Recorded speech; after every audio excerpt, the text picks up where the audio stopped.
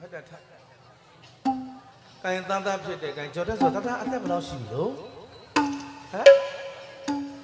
ကျဲကျဲလေးဖြစ်ပဲလေသမီးအသက်ဘယ်လောက်ရှိပြီလို့ဟမ်ချာချာနဲ့လာထားတယ်ဟာရပိတ်သိကြည့်ပြီးကြောက်နေတယ်နေမှာအဲ့လိုရှိမှသူတို့အိတ်ချင်နေရတယ်ဟာကျော်မင်းမအိတ်ချင်အောင်တော့တို့လူကလေးတွေတန်ဖိုးထားပြီးတော့ကိုင်ကလေးမောင်ရှင်နာတယ်သားနဲ့သမီးကနည်းနည်းလေးဘုဟုတုတ္တလေးလက်ဆောင်ဥပပြောမယ်နော်တခြားမဟုတ်ဘူးရေသားလို့လောကမှာတနေ့လူတော်လူကောင်းတွေလှုပ်ချအောင်မှာအသက်တွေကြီးရင်တော့အခါသားတို့ကအောင်မြင်တဲ့စီးပွားရေးလုပ်ငန်းရှင်အောင်မြင်တဲ့ပညာရှင်တွေမဖြစ်ဘူးလို့သားတို့သမီးတို့ပြောနိုင်ကြလားမပြောနိုင်ဘူးနော်အဲ့တော့သမီးလေးအတန်းမနဲ့တန်းရောက်ပြီလို့သုံးတန်းသားရောသားတို့သမီးတို့ပညာတတ်ကြီးဖြစ်အောင်လုပ်ပါလားထပ်မေးပါရစီဖေဖေနဲ့မေမေနဲ့ကိုသားလှုပ်ကြွေးမှလားလှုပ်ကြွေးမှဆိုရင်ဥဟာနေလက်ဆောင်ပေးမယ်ဂွေးကုန်းကတိုင်းသားသမီးမွေးတဲ့မိခင်တွေလည်းကြိုက်ရင်ကလေးတွေအတွက်လက်ဆောင်လေးကျွန်တော်လေးရှားပရောင်းကလာတာအာလူးကြော်တော့မပါဘူးနော်ဒီလက်ဆောင်လေးတော့ပေးမယ်ဒါလေးတော့ချိန်နှမ်းမယ်ထင်ပါလေအဲ့ဒါတခြားမဟုတ်ဘူးကာကြီးကာကိုရသမီးရောကာကြီးကာကိုရလားကာကြီးကာကိုဘယ်နှလုံးရှိလို့မလေးသူတို့မှဆင်းထားကြတာအမေတခုချင်းတော့မလုံးပါနဲ့မိုးချုပ်သွားပါလိမ့်မယ်မလေးတခုချင်းကိုသူရေအောင်ပါဗျာကင်ထားလိုက်တော့ကင်အဲ့ဒါကြီးမမေးတော့ဘူးသားနဲ့သမီးကာကြီးကာခွေးထဲမှာပါဆောက်ပြီးရင်ဘာတော့ပါဆောက်ပြီးရင်ဘာတော့ဖောက်ထုတ်ပြီးရင်အားလို့ဖြေလိုက်ကွာပြီးသွားကင်တခုချင်းမင်းမဲ့ပါဆောက်ပြီးရင်ဖောက်ထုတ်ပြီးရင်ဘာလက်ချိုက်ပြီးရင်ဘာကုန်းပြီးရင်မကဲဘာရဲတော့အဲ့ဒီငါးလုံးကိုမှတ်မိလားမှတ်မိရနော်သမီးတယောက်မှတ်မိလားမှတ်မိရဲ့ကဲတမန်းတက်လုံးကိုသားသမီးမွေးတဲ့မိခင်တိုင်းလဲကဲလူတော်လူတက်တွေတစ်ချိန်ကြရင်ဖြစ်အောင်ပေါ့ဗျာရက်ရွာကုန်မြို့ကိုနိုင်ငံကိုအမျိုးကိုစောင့်ရှောက်နိုင်တဲ့အမျိုးကောင်းသားလေးဖြစ်ဖို့ကဲကိုမမဦးမမြတ်ဆွေဦးကြက်ရင်အဲ့ဒီစကလုံးခင်ဗျားတို့မှတ်ထားကတခြားမဟုတ်ပါဘူးကလေးတွေကိုလေပြင်းနိုင်အဲ့ဒီစကားလေးကိုသင်ပေးပါအလုံးမလုံးချင်တဲ့အချိန်လေးတွေစာမကြက်ချင်လို့စာမကြက်လို့ပြင်းနေတဲ့အချိန်လေးတွေအဲ့ဒီငါးလုံးကိုပြောလိုက်ပါဗျာသားနဲ့သမီးမှတ်လိုက်ပါပါဆောက်လို့ဘယ်တော့မှမပြင်းနဲ့ပါဆောက်လို့ဘယ်တော့မှမပြင်းနဲ့ပါဆောက်လို့ပြင်းရင်ဖောက်ထုတ်လို့ဖြင်းတတ်တယ်မှန်တော့ပါဆောက်လို့ပြင်းရင်ဗါတဲ့သမီးဖောက်ထုတ်လို့ဖြင်းတတ်တယ်ပြင်းလဲပြင်းမယ်ဖြင်းလဲဖြင်းမယ်ဆိုရင်တော့ဘာလက်ချိုက်တော့ဘဟုတုတနဲနေလေတားနဲ့သမီးမှတ်မိလားပါဆောက်လို့ပြင်းရင်ဖောက်ထုတ်လို့ဖြင်းရင်ဘာလက်ချိုက်လို့ဘဟုတုတနဲမယ်အဲ့ဒီသုံးမျိုးလုံးကိုကိုက်ညီလာရင်တော့ဘာကုန်းလို့ဘာမှမသိဖြစ်သွားနိုင်တယ်တဲ့သားနဲ့သမီးပြင်းလဲပြင်းမယ်ဖြင်းလဲဖြင်းမယ်ဘဟုတုတလည်းမရှိဘူးဘာကုန်းလို့ဘာမှမသိဘူးဆိုရင်တော့သားနဲ့သမီးမလို့တစ်သက်လုံးမွဲသွားနိုင်တယ်ကိုမဦးရုပ်ပါဠိတွေမပြောတော့ကလေးတွေမမှတ်မိတော့တဲ့အကြောင်းတရားကြီးလိန်ခက်တာကြီးတွေကျုပ်မပြောတော့ဘူးသားနဲ့သမီးမှတ်မိလားကဲမက်ခင်မိမိဆိုဘာရဲ့တော့ပါဆောက်လို့ပါဆောက်လို့မပြင်းနဲ့ပါဆောက်လို့ပြင်းရင်ဖောက်ထုတ်လို့ပြင်းရတယ်ဟုတ်တယ်သမီးဖောက်ထုတ်လို့ပြင်းရင်ဘုသူတနဲမယ်ဟုတ်ပါသမီးကဲပြင်းလဲပြင်းမယ်ဖြင်းလဲပြင်းမယ်ဘုသူတလည်းနဲမယ်ဆိုရင်ဘာကုန်းလို့ဘာမှမသိဖြစ်သွားနိုင်တယ်ဟုတ်ဘူးလားအဲ့ဒီလေးချက်လုံးညီဆွတ်သွားရင်သားသမီးမလို့ဗါတဲ့တကယ်လို့မွဲသွားနိုင်တယ်တားနဲ့သမီးစာကြည့်ရမှာပြင်းတဲ့အချိန်တိုင်းလေဥပိ္ပတိကပြောတဲ့စကားလုံးလေးကိုမှတ်မိပြီးကြိုးစားပါစာကြည့်ပါဖေနဲ့မိမိကအလုတ်ခိုင်းတဲ့ခါကြရင်ပြင်းတဲ့အချိန်ကြရင်လေတော်မြတ်ရှင်ဦးဒါလေးကိုပြောလိုက်ပါဥပိ္ပတိကဘာပြောတော့လို့ကိုမဦးတားနဲ့သမီးကိုအဲ့ဒီလက်ဆောင်လေးကိုခဏလေးညီတွန်းတောက်တိပြီးတော့မေးကြည့်လိုက်ရှာမှာဥယျာဉ်ချမ်းကြီးကဘာပြောခဲ့တော့သမီးတို့ရဲ့သားတို့ရဲ့လို့မေးကြည့်အဲ့ဒီငါလုံးမှတ်မိတိုင်း ကိုင်17နှစ်ကနေပြီးတော့သမီးကိုင်10နှစ်ကနေ10နှစ်17နှစ်ပေါ့လေအဲ့ဒီအရွယ်ကနေပြီးတော့ဟိုဘက်အသက်20 25 30 40ပညာတတ်လူတော်လူကောင်းဘဝစီးပွားရေးလုပ်ငန်းရှင်အောင်မြင်တဲ့ပညာရှင်မဖြစ်ဘူးလို့သမီးပြောလို့ရကြလားမရသေးဘူးသားနဲ့သမီးအဲ့ဒီငါးလုံးကိုမှတ်ပြီးတော့ဘဝတစ်ခုလုံးကိုအုံနောက်ထဲကနေကိုင်နှလုံးသားလေးရောက်အောင်မှတ်ပြီးတော့စူးစမ်းပါလားစူးစမ်းပါလားတော့တိုင်းဘေကွန်ပရိသတ်တွေကျွန်တော်လက်ဆောင်တွေကြိုက်တယ်သားသမီးတိုင်းကိုပြောပြီးနော်ပြည့်တဲ့အချိန်တိုင်းပြောပြီးပါစာမကျက်ချင်တဲ့အချိန်တိုင်းပြောပြီးပါဘာလို့တော့တစ်ချိန်ကြရင်ဒုနိုင်ငံကလူတော်လူကောင်းတွေဖြစ်စီခြင်းနဲ့မပြင်းလဲမပြင်းကြပါနဲ့မဖြင်းလဲမဖြင်းကြပါနဲ့ဘဟုတုတလည်းမနှဲကြပါနဲ့ဘာကုန်းလို့ဘာမှမသိလဲအလိမ်မခံရပါစေနဲ့ဒါဆိုရင်တော့မလို့တစ်သက်လုံးမမွဲတော့ပါဘူးဗျာဥမောင်မောင်ဦးကျွန်တော်ပြောတဲ့လက်ခံလားဒါကာလမကောင်းသေးလို့လေကာလကောင်းလာလို့ဒုနိုင်ငံကလူတော်လူကောင်းပညာတတ်တွေကိုင် globalization ရင်မောင်မတန်းနိုင်ဘူးလို့ပြောမရဘူးလေဒါကြောင့်လူတော်လူကောင်းလေးတွေကိုင်ဝေကုန်းကလူတော်လူကောင်းလေးတွေပညာတတ်ကလေးတွေကလေးတွေဖြစ်ကြပါစေလို့ဒီဇာနာတစ်ခုနဲ့ပဲကျွန်တော်ဟဲ့ဒီငါလုံးလေးလက်ဆောင်ပေးလိုက်တာဝေကုန်းကပြိတ္တာအမတို့ပင်ငွေကုန်းမှတ်မိလိုက်အဲ့ဒီငါလုံးကိုကလေးတွေကိုလက်ဆောင်ပေးလိုက်စမ်းပါဗျာဒါလေးပဲကျွန်တော်သေရင်းနဲ့ကိုင်ကိုရှင်လောင်းနဲ့မင်းသားတို့ဖျားပဲလက်ယောက်ျားလေးကဆောင်းရောက်ထိုင်းတတဖျားပဲလက်ယောက်ျားလေးကဆောင်းရောက်ထိုင်းတတအဝါရောင်နဲ့တတရှစ်တို့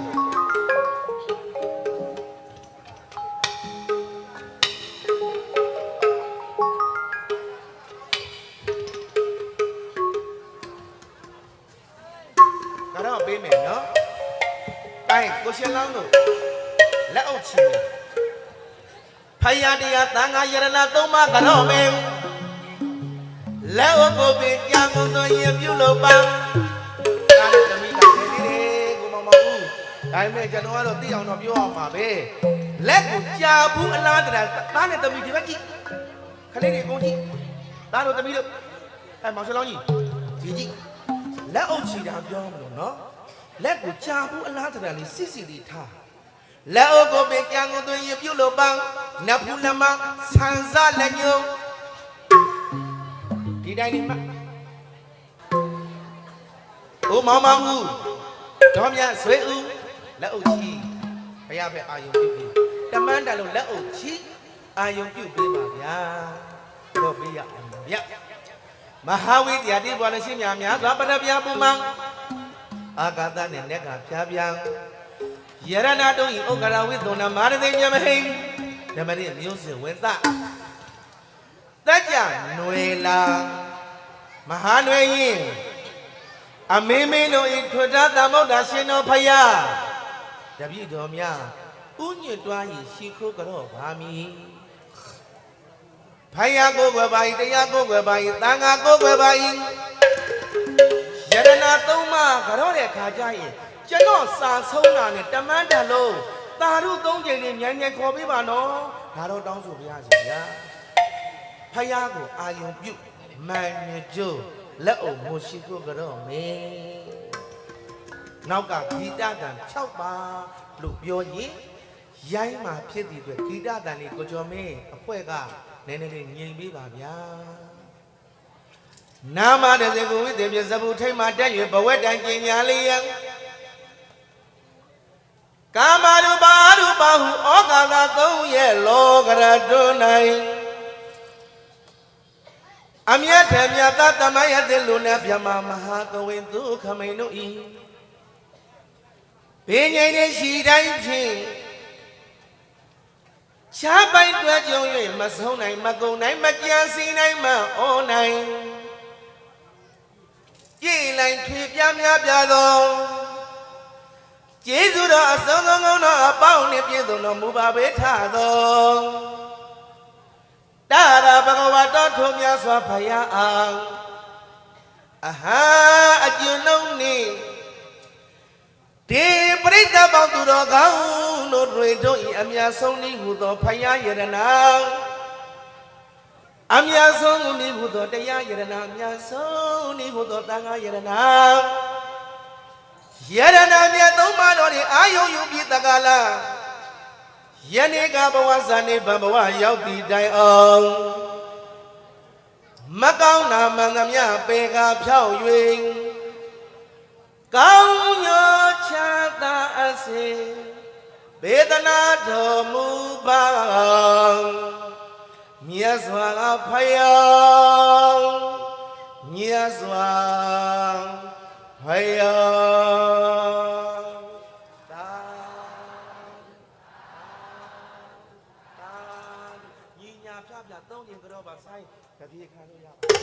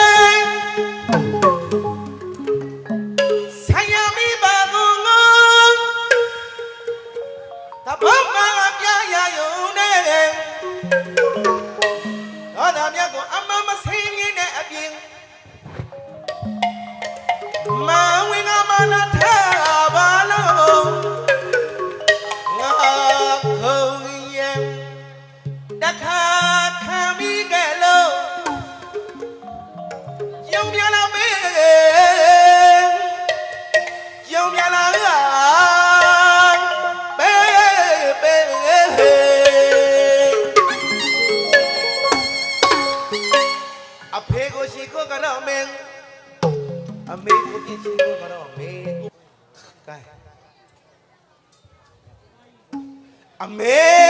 လို့ခေါ်ရတာတော့ကကဲပါသည်အဖေလို့ခေါ်လိုက်တဲ့အရင်ဖြစ်ရပါသည်ဒီကုသိုလ်ဘ누구ကြောင့်ရတော့ဦးမောင်မောင်ဦးဒေါ်မြတ်ဆွေဦးအဖေနဲ့အမေကြောင့်ရတာပါဗျာ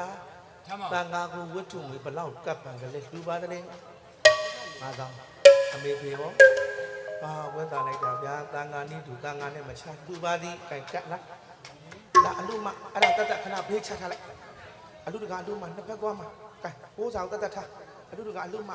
မအမေနဲ့အဖေဘက်ကိုနောက်မှသွားမယ်ဟိုပတ်စံ9000အရင်ပေးပါကျွန်တော်ပေးပါဒါအမေပို့လာလို့ဟုတ်တယ်လားရှိတော့အကိုနဲ့မရှိတော့ကဲလက်ခံပေးပါဗျာတန်ခါနီးသူတန်ခါနဲ့မချလူပါသည်မွေးလာခဲ့တဲ့သားဘဝကိုဖေဖေရှာကျွေးခဲ့တဲ့ချွေးဘိုးတွေဒါဆက်လို့မကုန်ပါဘူးဗျာဒါကြောင့်တန်ခါနေသူတန်ခါနဲ့မချမွန်မြတ်တဲ့အလှပေးတဲ့အချိန်လေးမှာကဲမွန်မြတ်စွာနဲ့ပဲအလှပြုကုသိုလ်ပြုပါရစေကျေးဇူးဆက်ရပါရစေပေးတယ်ဗျာအဲအမေကိုရောယူခိုင်းတာကိုလာလဲဆဲလာဖွာသားရွှေချင်းဆူမဆဲအောင်ကဘုမမဦးခမရကိုမွေးခဲ့ပါလေဗျာဒါကြောင့်လေအမေရဲ့ကျေးဇူးကတော့ခင်ဗျားဆက်လို့ပုံမဟုတ်ပါဘူးဗျာဒါကြောင့်ဒီလောက်ပမာဏကတော့ဘာကြောင့်လို့မွေမြတ်တဲ့ကုသိုလ်ပြုတဲ့ချိန်တန်ခါနိတူတန်ခါနဲ့မချလူပါသည်ပေးပါသည်တိုင်ပေးလိုက်ပါဗျာအဲ့တိုင်းပဲဟိုဘက်သွားအဲ့နှစ်ယောက်ကိုဇုံသွားနော်ကဲဇုံသွားအဲ့တန်ခါနိတူတန်ခါနဲ့မချလူပါသည်ပေးပါသည်ဗျာအဲ့ကျေးဇူးတင်ပါတယ်ဗျာကဲပေးလိုက်အမေကိုကဲတတ်9000အမေကိုကဲရပြီအမေသက်သက်9ပါးအမေမွေးကြရလူလေကျွေးကြရလူသားနဲ့သမီးကိုညိုညမာနဲ့ဗျာထာဝရကျေးဇူးဆက်ပါမယ်လို့ပြောရင်းနဲ့တန်ခါလေးလူတူတန်ခါနဲ့မချလူပါသည်ပေးလိုက်ပါဗျာဘုမမောင်တို့တော်မြတ်ဆွေအဖေနဲ့အမေကိုပြန်អော်ဘူးလားអော်ဘူးပါလိမ့်မယ်လူမလေးတော်မြတ်ဆွေအမေကိုပြန်អော်ဘူးလားဟောဘူးပါလိမ့်မယ်ဗျာအဲ့ဒီအပြစ်ကြီးအောင်ဒီကုသိုလ်ဘ누구ကြောင့်ရတော့လို့ကျွန်တော်ခဏကပြောတယ်လေဒါကတော့ထက်ကမေးလို့စိတ်မဆိုးနဲ့နော်ဖေနဲ့အမေနဲ့အဖေရှာကျွေးခဲ့လို့အမေမွေးခဲ့လို့အဖေနဲ့အမေဘဝအတူတူဖြတ်တန်းပြီးတော့သားနဲ့သမီးကိုပြုစုပေးခဲ့လို့ဒီဘဝဒီရွယ်ရောက်လို့သားတွေသမီးတွေမွေးလာတော့ကိုမမဦးသားနဲ့သမီးကိုချစ်လာတယ်အဖေနဲ့အမေရဲ့ကျေးဇူးကိုပိုသိလာလို့လေဟုတ်လားဟုတ်ပါလိမ့်မယ်ဗျာကဲရှေ့တော့ပါက တိုင်ကိုရှင်လောင်းလို့မင်းသားတို့ဘာမှအမေကြီးဘက်ကိုလက်အုပ်ချီတာခင်မိမိစောဖုန်းကြီးနဲ့ရိုက်နေကြံတဲ့လူရိုက်ခိုင်းတဲ့ကဲအလူမလေးရှေ့တို့ပါကျွန်တော်ပြောနေတာတခြားမဟုတ်ပါဘူးဗျာကိုမမဦးအမေကိုချီပမိုးနဲ့3ချိန်ထိကအောင်ကျွန်တော်ကြောခိုင်းမှာနဖူးနဲ့ချီပမိုးနဲ့ထိအောင်ကြောအလူမလေးအမေကိုချီပမိုးနဲ့ထိကအောင်ကြောပါနော်ခဏလေးအိုးကျွန်တော်ပြောနေတာနောက်ထပ်အောင်အလူမကအမေကို3ချိန်အဖေကို3ချိန်ကြောအလူတကာကအမေကို3ချိန်အဖေကို3ချိန်ကြောပြီးရင်ဟိုဘက်ဒီဘက်လဲအလူတကာကအလူမရဲ့အမေနဲ့အဖေကိုသွားကြောအလူမကအလူတကာရဲ့အဖေနဲ့အမေကိုကြောမယ်ဟိုဘက်ဒီဘက်လဲလို့ကြောရလားရတယ်နော်ကဲညံ့ညံ့တတ်တာနဲ့ကိုင်းမိဘကြောကလေးနည်းနည်းစလိုက်ရအောင်ကိုကျော်မင်းရကျွန်တော်ဒီမှာတန်းတော့ပါခြင်းတယ်ဗျာတမျိုးတော့မမြင်နဲ့ကျွန်တော်စီလေးနဲ့မိဘကြောကလေးလှုပ်ဆောင်မှာပဲကျွန်တော်စီကိုလူရင်းတိုင်ဖြတ်ပြပါကျွန်တော်အဲ့ဒီကြမှာကြောခိုင်းမှာပါအဲ့ဒီကြရင်ကိုကျော်မင်းရဲ့မိသားစုကြောဖွဲတွေနောက်ကပံ့ပိုးပေးပါဗျာဟုတ်ဟုတ်အာယုံပြုထားပါခဏလေးနေပါဦးညောင်းမှာကြောက်လို့နော်အမေသေးရင်အဖေသေးရင်လောကသားသမီးတွေတချို့ရှိကြတယ်လို့ပဲရှိနေတဲ့ကံမိဘအဖေနဲ့အမေစုံတဲ့သားသမီးတွေရှိကြပါတို့ပညာဆိုတဲ့အလူတကာတွေပြောမယ်နော်အဖေသေးရင်ဘဝကအိမ်တစ်ချမ်းပြူပြီအမေသေးရင်အိမ်တစ်ဆောင်လုံးပါပြူတဲ့အဖေမသေးခင်အမေမသေးခင်ကျေးဇူးဆက်ပေးပါဗျာကျွန်တော်စကားမဟုတ်ဘူးနော်ကိုမမဦးတရုတ်ပညာရှင်ကွန်ပျူတာကဘယ်နဲ့ပြောတယ်မှတ်တယ်အဖေသေးမအမေသေးမအုပ်ကူမတင်နဲ့တဲ့ပယံအလို့ရှုပ်ယူမေးအဖေမသေးခင်အမေမသေးခင်ချင်းတောင်ကြီးတစ်လုံးချုပ်ပြီးတော့ကြာနာနာထားလိုက်စမ်းပါဗျာမိဘကျေးဇူးဆက်ရညီတဲ့ဒါကြောင့်ကျွန်တော်စကားလေးခါတိုင်းကပြန်ပြောဘူးတဲ့အပြစ်များရှိပါကအဖေအမေခွင့်လွန်ကြီးအေးပါလို့ဝင်ချတောင်းမှမိဘကတော့ကအများတစီကိုကြော်မေးနှဲကြီးနဲ့တရားဓမ္မစီရွတ်ပြပါအာယုပြုနေပါတော့ဥမမဦးဇော်မြတ်ဆွေဦးကိုရှေလောင်းကိုမဲနာတို့လို့လက်အောင်ချီထားခါတိုင်းကပြန်អော်ဖို့ပါလိမ့်မယ်ပြန်ပြောဖို့ပါလိမ့်မယ်ဒီအဖြစ်ကြီးအောင်ကိုချတောင်းပါမယ်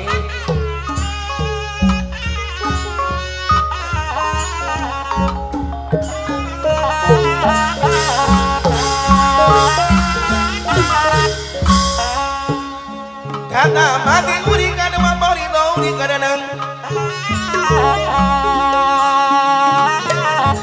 အာယုရိကဝိတ္တကတမတုပါဏနမမဟာ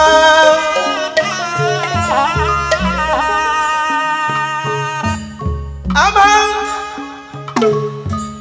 မြေမိုးရွှေတောင်ဆယ်လုံးဆောင်သည်ခုံရောင်ကြည်သူမကကျူသည်မြင်တို့ကြည်လေဟိုကျွေးဖကေအမဟာမြေမိုးရွှေတောင်ဆယ်လုံးဆောင်သည်ခုံရောင်ကြည်သူမကကျူသည်မြင်တို့ကြည်လေဟိုဝဲမိကေ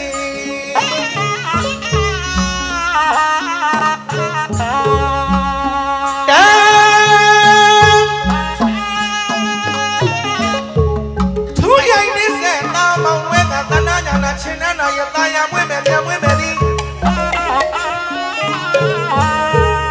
မအကျဉ်းတို့သာသာမသိခဲလာတိုင်အောင်ဥရိကတော်ရင်နိုင်ထမ်းဆောင်ရမှုကိုပြုရင်ဟောရိကရဏံမ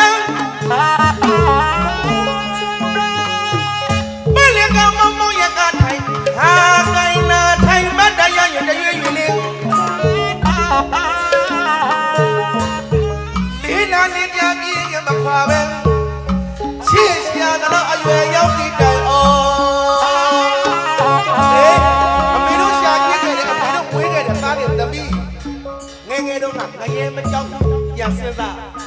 ဘောဒီသမနာမတော့ကြဘိုးမကိုက်ချင်းမမကိုက်လက်တော်ရရွေ့ဘာကိုရောနဘုံမရဘုံမရွှေမြေဝါမတော်ပင်ဝဲငယ်နို့ချုံမင်းလို့ဝေးတော်မူခဲ့ပါပဲသည်ဝိတ္တကတံ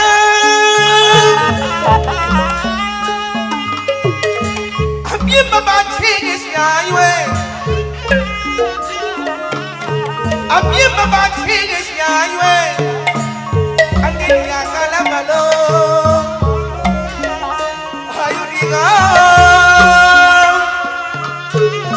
အသက်ရကြောစင်စီကိုအိတ်စီတတောင်းတရွယ်အလိုတော်လည်းပြုတော်မူပင်ထသောဘာတူရောမိခင်ဖခင်ကျေးဇူးရှင်တို့ဤပါတီဦးနိုင်ကိုရုံးကဲ့သို့ပြဖြိုးတတ်သောခြေအစုံတော်ကိုသာဖြစ်တဲ့မောင်မောင်ဦးသမီးဖြစ်တဲ့ဒေါ်မြဆွေဦးကနမမီလက်ဆယ်ပြထိုင်မှာမို့လို့ရှင်ကိုကတော့ပါသည်လက်ဆယ်ပြထိုင်မှာမို့လို့ရှင်ကိုကတော့လိုက်ပါသည်အိုတွေးတယ်ဖခင်အိုမဝဲရမယ်ပါတာဗျာ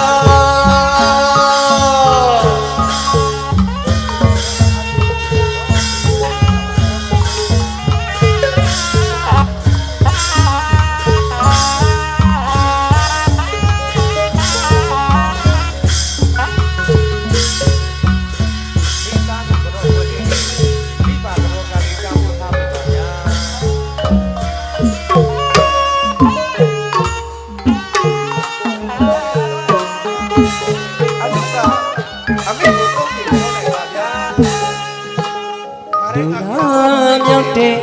ရေတွေကခွေတော့ကနန်းကိုရင်ဆိုင်တွေ့ကြုံခဲ့ပါပြီနေဒီခါတာဒီတနေ့နဲ့သမုန်ရလေမှာကျင်းနေချစားမအားလည်းနိုင်ရှာပြီလောကဓမ္မရာတော့ကဖြာပြာကျုံလေးရပြီချစ်တော်ဖေဖေချစ်တော်မေမေမတွေ့တာကြာလေးလေးကို၍တရိယလေးလေးရှင်လိုက်လေးပါတော်သမီးများကဒုချာကြောရလေ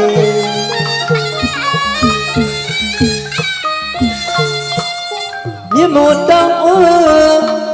ကျေးဇူးကုန်တွေစလုံးမကုန်လေတီရာရင်တပေါင်းကလေးချယုံများနေမိဘတို့ဝမ်းမငြိမ်များရမွေဖွာလာလလုံးပခုံးလည်းတဲ့ဖွာမတော်ကစီနေနေလူပြအောင်ဝေးမဲ့ချင်ရင်မတန်းရအောင်ပင်မကြည့်သောဝိမြူရပြီဒီကျေးဇူးကုန်တွေရင်မြမလို့တောင်းကြောပါလေကျေးဇူးရှင်ဖြစ်တဲ့မေမေ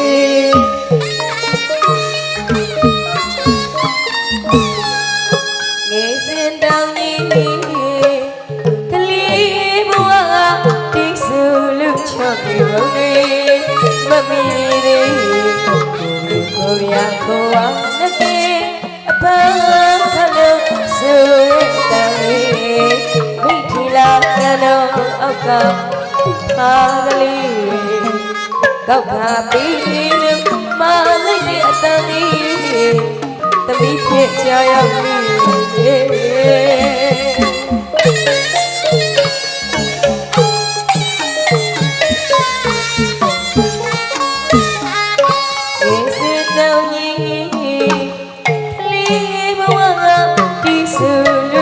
မြေဝုံတွေ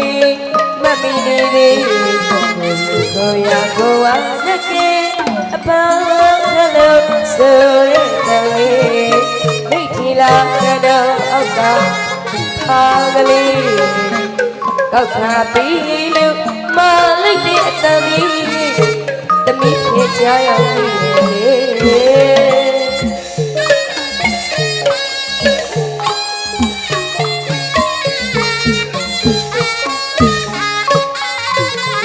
နခနေကြီး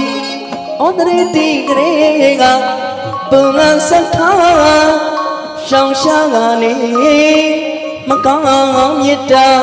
ကောင်းရညောလို့ရင်းနှီးပေးဝေ တခုနေတဲ့လေ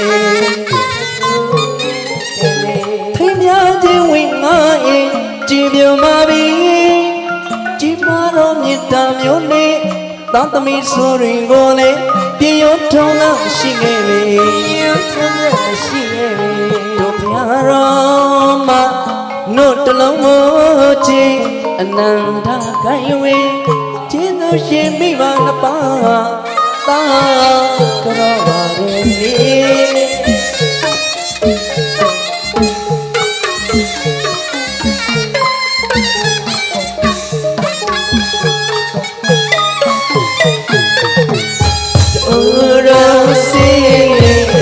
တို့မောင်ကမကြီးချစ်ချင်းမြတ်တာဒီကသာတို့လေကြည်ရှင်မိဘနှစ်ပါးရဲ့ဩဝါဒစကားအကြာရတာကြာခဲ့ပြီလေချစ်တော်ဖေဖေချစ်တော်မေမေတာတို့သမီးတို့လက်စေပြချစ်တာမို့လို့ရှိခိုးလို့ကြောက်ပါရလေကြည်လို့ရှင်ဖေဖေနဲ့ဖေဖေကြည်လို့ရှင်ဖေဖေနဲ့ဖေဖေကြည်လို့ရှင်ဖေဖေနဲ့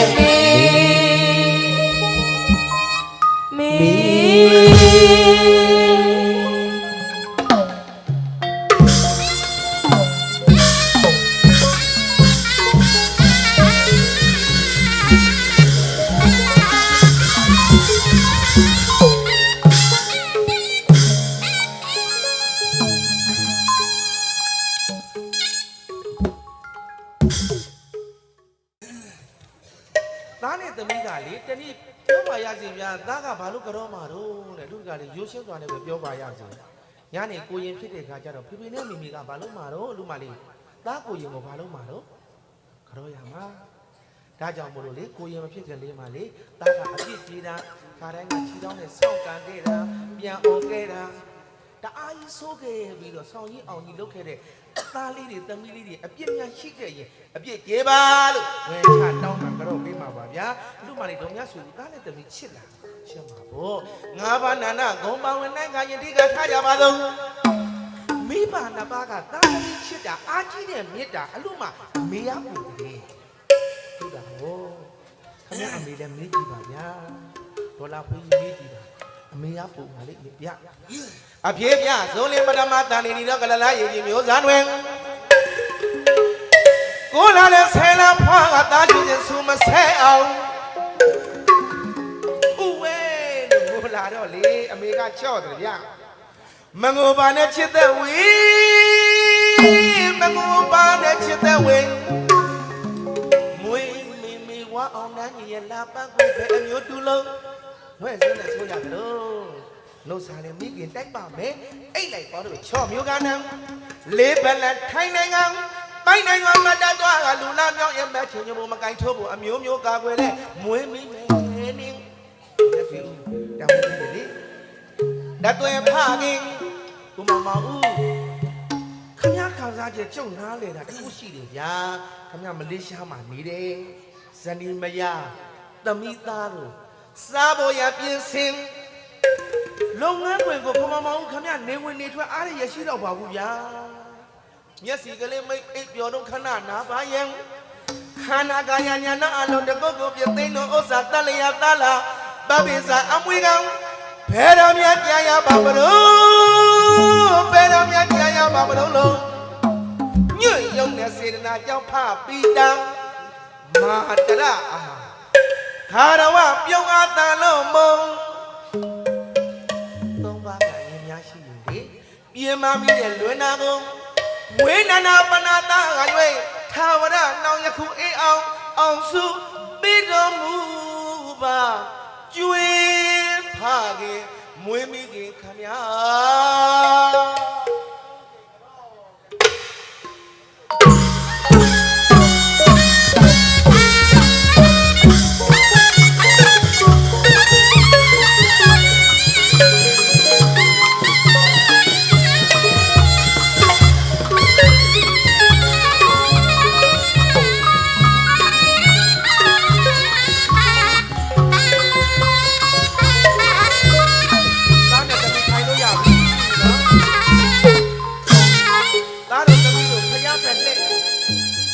ယားဖက်လက်ကိုချီရအောင်သင်သည်ဆရာမြင်သည်ဆရာကြားသည်ဆရာဖယားသခင်အနန္ဒအဖယားနဲ့တကိုင်းနဲ့ပြလို့ဖိတ်စာထဲမှာလေအနန္တောအနန္ဒငါးပါးလို့တတ်မှတ်ထားလို့ကိုင်သားနဲ့သမီးဖယားနဲ့တကိုင်းနဲ့ပြတာမလို့ဖယားကိုမျက်စိရဲ့ကိုမြင်အိုးဘာလို့မြင်ရမှာတော့ဖယားကိုကြည့်ဆရာလည်းဖယားနဲ့တကိုင်းနဲ့ထားတာပါလားတို့ဆရာတွေကကောင်းတာကိုသင်နဲ့မကောင်းတာပယ်ပါလို့ဝေချတောင်းမှကြော့တယ်အခန့်မကောင်းမှုတိုးဆိုင်တွေးကုန်နဲ့အောင်ကြည့်ပါမကောင်းမှုတိုးဆိုင်တွေးကုန်နဲ့အောင်ကြည့်ရပါနိလန်နေရနိုင်ရအချိန်ကမကောင်းရကာမရမစို့ဖြတ်ချုံနိုင်မှာသာဒီရမဝတ်တန်ရပညာပါရမီအောင်လို့သာအာတိတံမိုက်စွာမိုက်ပြပြောလို့ဆိုခဲ့တာယခုလည်းမဆဲမှာရှိကိုတို့လို့တဘောမိုက်အောင်မထုတ်ကလေးတဲ့တပြအပေါ